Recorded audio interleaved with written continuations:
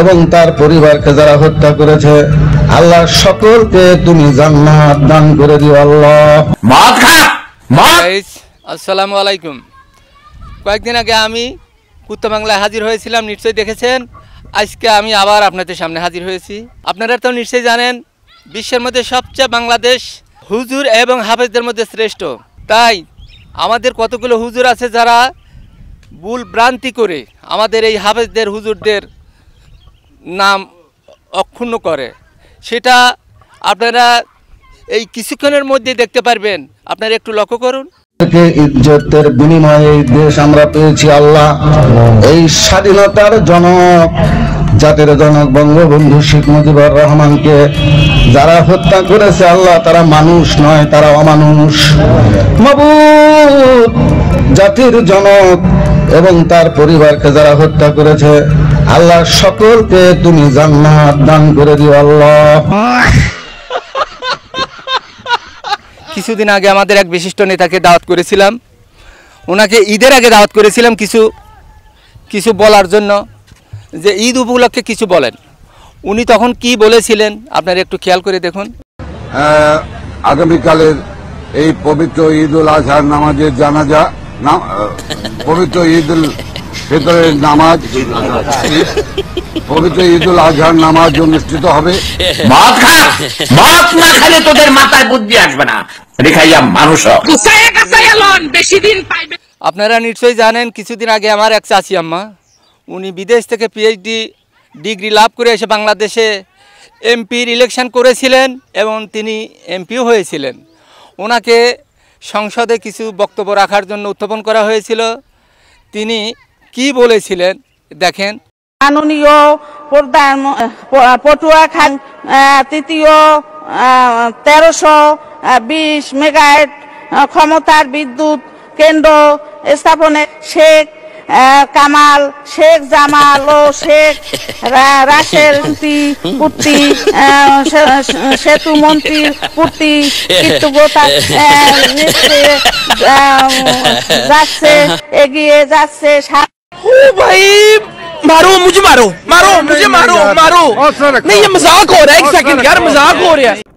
তারপরে আবার একটু খেয়াল করুন, কিছুদিন আগে এক বিশিষ্ট নেতাকে আমরা দাওয়াত করেছিলাম, উনি আমাদের এলাকায় এসে কি বলেছিলেন।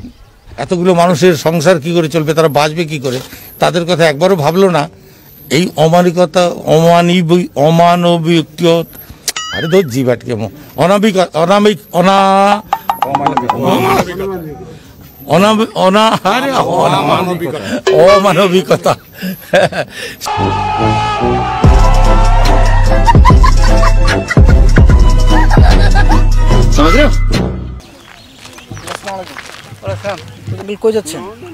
আর বলো না বাবা, সকালে আসছি, ডিউটি করে আসছি, তোমার আন্টি বলতেছে বাজার লাগবে।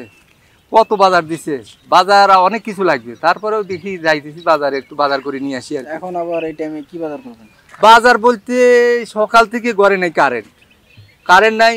তোমার আন্টি চিল্লা ফাল্লা লাগাইছে, তাড়াতাড়ি তুমি বাজার যাও, কারেন্ট নিয়ে আসো। কারেন্টের জন্য মানুষ বাজার যায় নাকি? না, বাজারই তো যাই, কারেন্ট বলতে হবে না, ওদেরকে বললে ওরা কারেন্ট দিবে। আর এখন তো মানুষ বাজার যাওয়া লাগে কারেন্টের জন্য, এখন তো ফেরি করে কারেন্ট দিয়ে যায় বাসায়। তাই নাকি? কি বলেন আপনি জানেন না? আমাদের দেশে এখন ডিজিটাল হয়েছে না? না, আমি জানি না তো। এখন তো ফেরি করে কারেন্ট বিক্রি করে।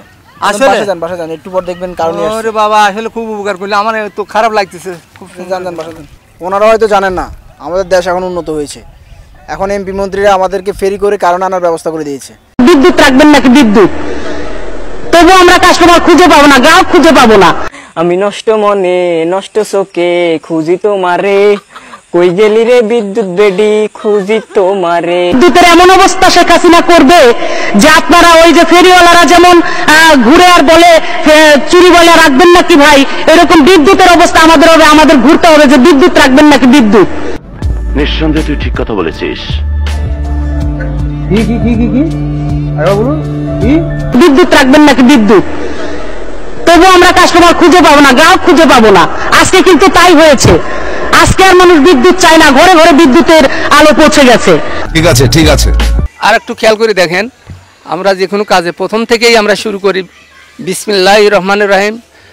আর এই ম্যাডাম উনি কি বলেছেন একটু শুনুন। আমি আমার বক্তব্য শুরুতে আমি আমার আউলিয়ার নাম নিয়ে আমি আমার বক্তব্য শুরু করতে চাই। আমার আউলিয়া বঙ্গবন্ধু শেখ মুজিবুর রহমান, যার ডাকে 30 লক্ষ শহীদ তাদের নিজের জীবন দিয়ে, 2 লক্ষ মা বোন তাদের জীবনের সবথেকে মূল্যবান সম্পদ হারিয়ে আমাদের একটি পতাকা হয়েছে, আমাদের ঠিকানা হয়েছে, আমাদের সম্মান হয়েছে। সেই আউলিয়ার নাম নিয়ে আমি আমার বক্তব্য শুরু করতে চাই।